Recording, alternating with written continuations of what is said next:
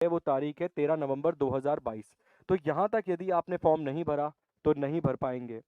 Opportunity बार बार नहीं मिलती है, और ज़िंदगी में यदि मौका मिल रहा है तो उस मौके का फ़ायदा लीजिए, उस मौके का लाभ उठाइए। इसके साथ साथ आप देख सकते हैं कि पे फीस भरने के लिए जो लास्ट डेट दी गई है वो दी गई है 14 नवंबर 2022। इसके साथ साथ यदि आपने फॉर्म में कुछ गलती कर दी है, जैसे मान लीजिए आपने फॉर्म में नाम आपका भरना था राकेश वर्मा और वहाँ पर आपने राकेश सिंह भर दिया है, तो यदि आपने राकेश सिंह भर दिया है तो आप उस फॉर्म में करेक्शन भी कर सकते हैं।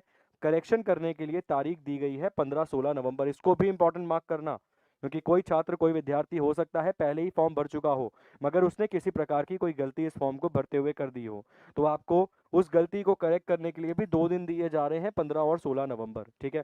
एग्जाम डेट अभी बताई नहीं गई है कब होगी, एडमिट कार्ड की डेट भी नहीं बताई गई है, मगर कहते हैं कि इसकी परीक्षा को जल्दी कंडक्ट करवाया जाता है।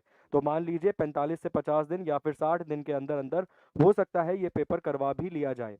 इसके साथ साथ यहाँ पर हम जानते हैं कि कौन सा छात्र किसके लिए एलिजिबल है, कौन सी पोस्ट के लिए। तो यहाँ पर आप देख सकते हैं सबसे पहले स्टेनोग्राफर की पोस्ट आपको मिल जाएगी। स्टेनोग्राफर ग्रेड 3 की पोस्ट है। इसमें हिंदी और इंग्लिश दे रखा है। हिंदी का अर्थ है जो छात्र होंगे जो पेपर देंगे उनको आगे चल के हिंदी में टाइपिंग और हिंदी में स्टेनो के जो स्किल टेस्ट को होगा उसे क्वालिफाई करना होगा। इसके साथ साथ जो इंग्लिश को सिलेक्ट करेगा या जो इंग्लिश के अधीन फॉर्म भरेगा, इसके तहत जो फॉर्म भरेगा उसे जो स्किल टेस्ट फेस करना होगा वो स्टेनो का वो इंग्लिश में फेस करना होगा और टाइपिंग भी इंग्लिश में करके दिखानी होगी। यहाँ पे पदों की संख्या है 881 और यहाँ पे पदों की संख्या है 305।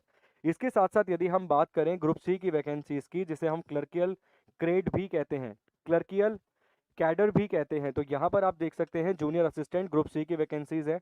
कुल मिला के 819 वैकेंसीज यहाँ पर आपको मिल जाएंगी। इसके साथ साथ पेड अप्रेंटिस की भी वैकेंसीज आपको मिल जाएंगी ग्रुप सी के अंदर ही, और इसमें वैकेंसीज की संख्या है 202।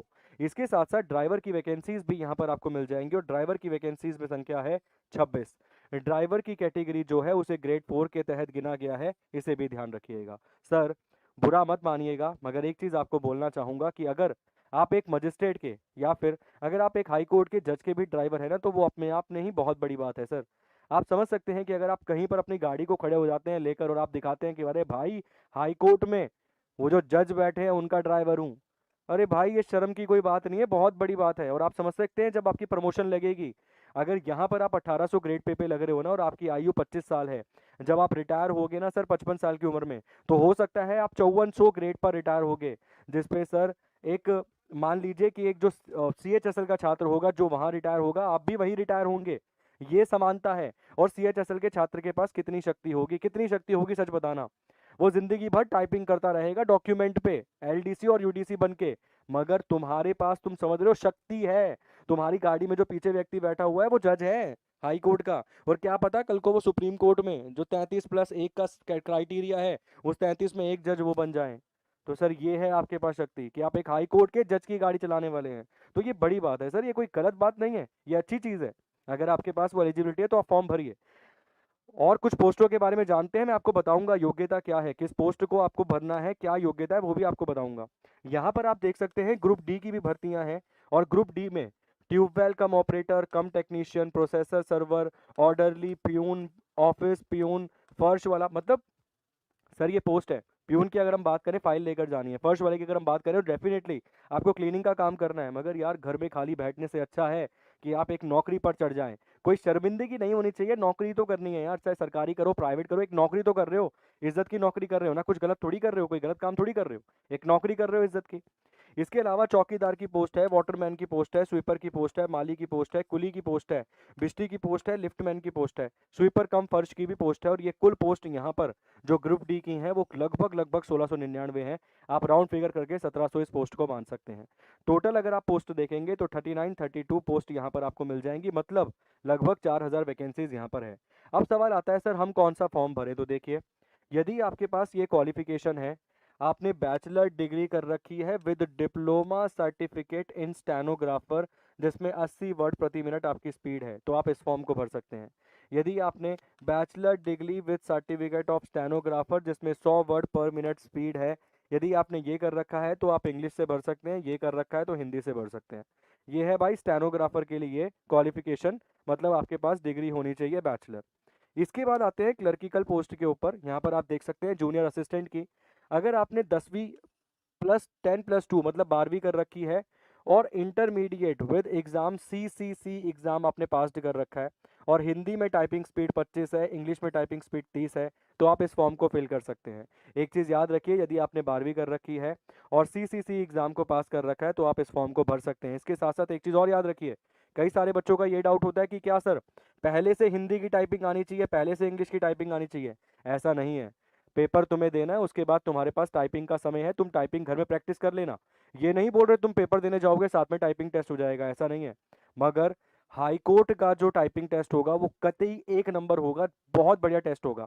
मुझे अच्छे से याद है, मेरा KVS का UDC का एग्जाम क्लियर हुआ था, केंद्रीय विद्यालय समिति जो KVS अपना है उसका मेरा एग्जाम क्वालिफाई हुआ था UDC का।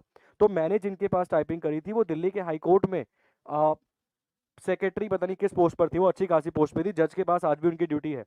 तो उन्होंने कई सारे एग्जाम्स क्वालिफाई किए थे और वो टाइपिंग में बहुत ही माहिर थी।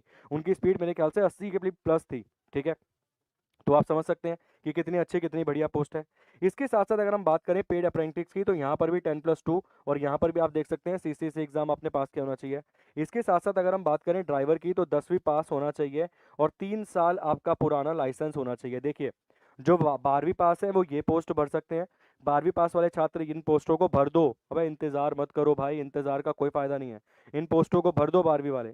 इसके बाद आती है सर 10वीं वाले छात्रों के लिए जिनके पास लाइसेंस है। आजकल बच्चे बच्चे के पास लाइसेंस है, खूब स्टंट कर रहा है बच्चा रोड पे। तो लाइसेंस तुम में से सबके पास होगा, अधिकतर सबके पास है। बस 3 साल पुराना होना चाहिए, फॉर्म भर दो। शर्म नहीं करनी है कि मैं ड्राइवर बनूंगा अब। भाई तुम ड्राइवर कोई, तुम किसके ड्राइवर बन रहे हो? तुम पियून के ड्राइवर बन रहे हो, तुम जज के ड्राइवर बन रहे हो। तो उसको पॉजिटिव सेंस के साथ लीजिए कि सर अच्छी खासी नौकरी मिल रही है, लग जाते हैं। अब आते हैं सर वो छात्र जो 8वीं पास हैं, जो 10वीं ही पास हैं, केवल जो 8वीं पास है, जो 6ठी पास है, उनके लिए भी इस बार नौकरी है। तो देख सकते हैं आप, ट्यूबवेल ऑपरेटर कम टेक्नीशियन, 8वीं कर रखी होनी चाहिए और आपके पास 1 साल का ITI होना चाहिए, तो आप इस फॉर्म को भर सकते हैं। इसके बाद आता है सर प्रोसेसर सर्वर की नौकरी। आपने 10th कर रखी है, आप इस फॉर्म को भर सकते हैं। कुछ नहीं, अरे तुम्हारे पास कोई सर्टिफिकेट नहीं है, मैं बोल रहा हूँ तुम्हारे पास कुछ भी नहीं है, तुम्हारे पास कुछ भी नहीं है, 10वीं तो कर रखी है भाई। 10वीं तो सारे पास हो ना, सबने 10वीं पास कर रखी है, तो भर क्यों नहीं देते हो यार? प्रोसेसर सर्वर वाले काम के लिए केवल 10वीं पास चाहिए, क्लास 10th आपकी होनी चाहिए, आप फॉर्म भर देंगे। इसके बाद आता है सर ऑर्डरली प्यून, प्यून फर्श, इसके लिए 8वीं पास होनी चाहिए विद जूनियर स्कूल एग्जाम पास, मतलब 8वीं क्लास आपने पास कर रखी है, फॉर्म भर सकते हैं। इसके बाद स्वीपर कम फर्श की नौकरी भी भर सकते हैं जिन्होंने 6ठी पास कर रखी है। तो यहाँ पर आपने देखा, ग्रेजुएट वाले के लिए नौकरी है, 12th वाले के लिए नौकरी है, 10th वाले के लिए नौकरी है, 8वीं वाले के लिए नौकरी है, 6ठी वाले के लिए नौकरी है। तो इंतज़ार किसका है? फॉर्म भर दो। ठीक है, अब ये चीज़ तो आपने देख ली कि फॉर्म भरने का तरीका मैं आपको समझाता हूँ क्या है। बेसिक इन्फॉर्मेशन दूंगा, फॉर्म भरने का तरीका यहाँ पर क्या होगा, किस तरीके से यहाँ पर आप फॉर्म भर सकते हैं। एज लिमिट एक बार देख लो, एज लिमिट क्या है।